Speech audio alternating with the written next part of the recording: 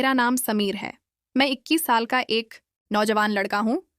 गांव के बाकी लड़कों की तरह मैं भी शहर में नौकरी करने ही आया था। हम सब एक बड़ी सी कंपनी में काम करते थे। यह कंपनी बच्चों के खिलौने और घर का ज़रूरी सामान बनाती थी। हम सारे दोस्त खूब मन लगाकर काम करते थे और मस्ती भी करते थे। रहने के लिए हमने एक किराए का घर ले लिया था और कंपनी तक आने जाने के लिए कंपनी ने ही हमें एक बस दे दी थी। हमारी जिंदगी बहुत मज़े से कट रही थी और जिंदगी में किसी भी चीज़ की कमी नहीं थी। दोस्तों के साथ टाइम पास भी हो जाता था और काम करने में भी मन लगता था। एक दिन की बात है, पूरे दिन काम करने के बाद हमें पता चला कि कंपनी की बस खराब हो गई है, जिस वजह से नाइट शिफ्ट वाले लोग कंपनी नहीं आ पाएंगे और हम लोग वापस घर नहीं जा पाएंगे। हमारे मैनेजर ने हमसे कहा, अगर तुम लोग नाइट शिफ्ट वालों का भी काम कर लो तो तुम लोगों को डबल पैसे मिलेंगे। मैं दिन भर काम करके पहले से ही थक गया था। मैनेजर की बात सुनकर मेरा मूड और खराब हो गया। मैंने अपने दोस्तों से कहा, यार हम पूरे दिन से काम कर रहे हैं, अब मैं और काम नहीं कर पाऊंगा। मुझे बहुत थकावट हो रही है और नींद भी आ रही है।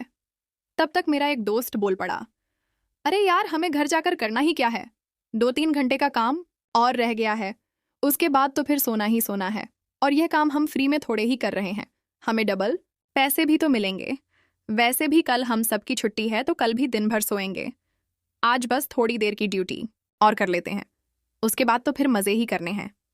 उसने अपनी बात खत्म ही कर पाई थी, तब तक मेरा दूसरा दोस्त बोल पड़ा, समीर हम पूरा दिन काम ही तो करते हैं, अगर आज रात थोड़ा ज़्यादा काम कर लेने से थोड़े ज़्यादा पैसे मिल जाएंगे तो इसमें बुराई क्या है। और वैसे भी हम इस शहर में पैसे कमाने के लिए ही तो आए हैं। मुझे अपने दोस्तों की बात सही लगी।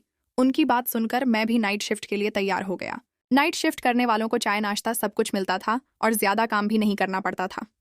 हम सब ने साथ मिलकर सारा काम खत्म किया और हंसी जाक में रात कब गुजर गई पता ही नहीं चला। काम खत्म करके हम सब वापस अपने कमरे में आ गए।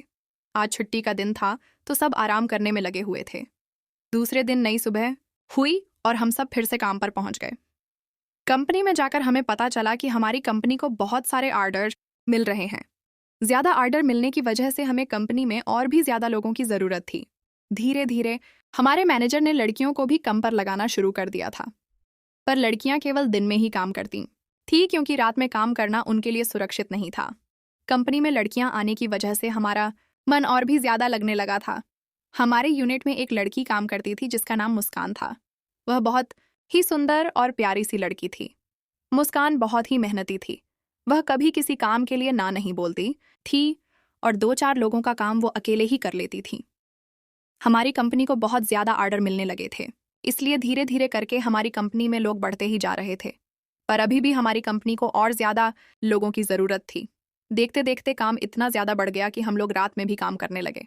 धीरे धीरे लड़कियों ने भी नाइट शिफ्ट करना शुरू कर दिया था। हमारी कंपनी की एक खासियत यह थी कि पैसा भी अच्छा खासा देते थे और मेहनत भी करवाते थे। जैसे जैसे कंपनी का काम बढ़ता गया वैसे वैसे और भी ज़्यादा लड़कियों में कंपनी ज्वाइन करना शुरू कर दिया था। उन्हीं नई लड़कियों में से एक लड़की थी जिसका नाम प्रिया था। वह करीब 19 साल की थी और देखने में एकदम भोली सी थी। वह शुरू शुरू में तो हमसे बात नहीं करती थी, पर जैसे जैसे समय बीतता गया हमारी जान पहचान भी बढ़ती गई। एक दिन की बात है कि प्रिया नाइट शिफ्ट कर रही थी तो मैंने उसके पास जाकर उससे पूछा, आप यहाँ रात में कैसे रुक गए? वह बोली, मैं अकेली नहीं हूँ, मेरी कुछ और सहेलियाँ भी रुकी हुई हैं। और वैसे भी जब हम दिन भर यहाँ काम करते हैं तो फिर रात में रुकने में क्या ही दिक्कत है। मैंने उससे पूछा, आप यहाँ कहाँ रहती हो? तो उसने कहा, मैं किराए पर कमरा लेकर रहती हूँ। हम बहुत सारी सहेलियाँ एक साथ गांव से आए थे और एक साथ ही कमरा लेकर रहते हैं। जब उसने अपने मोहल्ले का नाम बताया तो मैं समझ गया कि यह तो मेरे बगल वाले मोहल्ले में ही रहती है, पर हमारी कभी मुलाकात नहीं हुई। मुझे यह जानकर बड़ी खुशी हो रही थी कि प्रिया मेरे आसपास ही रहती है। धीरे धीरे हम दोनों में जान पहचान बढ़ने लगी।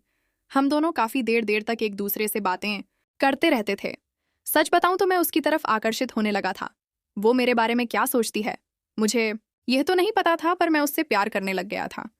अब हम दोनों काफ़ी वक्त एक दूसरे के साथ बिताते थे, यहाँ तक कि हम दोनों अपना काम भी एक साथ ही करते थे। मैनेजर हमें रात में ही बता देते थे कि हमें सुबह तक कितने पैकेट तैयार करने हैं। हम दोनों अपने अपने पैकेट उठाकर ले आते थे और बातें करते करते सारा काम खत्म कर लेते थे। इस तरह हम दोनों बातें भी कर लेते थे और हमारा सारा काम भी खत्म हो जाता था। समय धीरे धीरे बीत रहा था, पर हमें ऐसा करते करते महीनों बीत चुके थे। अब हम दोनों एक दूसरे से बातें किए बिना रह ही नहीं पाते थे। हम दोनों पूरा दिन बातें करते थे, पर फिर भी हमारी बातें खत्म ही नहीं होती थी।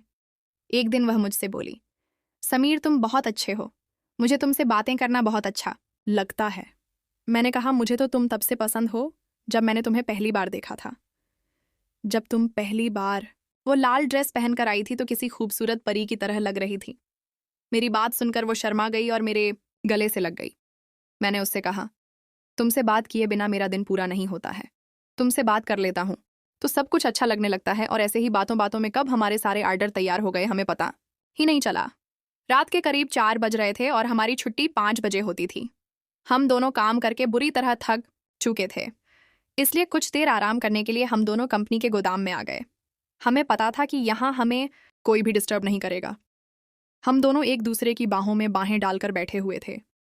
मैं उसके दिल की धड़कन साफ साफ सुन सकता था और उसके हाथ पैर भी कांप रहे थे। मैंने उससे पूछा, प्रिया, तुम्हें डर लग रहा है क्या? वह बोली, नहीं, बिल्कुल नहीं, मुझे किस बात से डर लगेगा। लेकिन मैं समझ गया था कि मुझे उसके शरीर की कंपन को कैसे खत्म करना है। फिर मैंने उसे अपनी बाहों में भर लिया और वह भी मुझसे ऐसे चिपक गई जैसे बरसों से मेरे लिए तरस रही हो। मैंने उसे बहुत देर तक गले से लगाए रखा। हमारा दिल इतनी जोर जोर से धड़क रहा था कि अगर कोई हमारे आसपास खड़ा होता तो उसे हमारी धड़कन साफ सुनाई देती। हम दोनों बहुत देर तक एक दूसरे में खोए रहे और एक दूसरे को सहलाते रहे, लेकिन यह सारे काम करने के लिए वह जगह ठीक नहीं थी। इसलिए हमने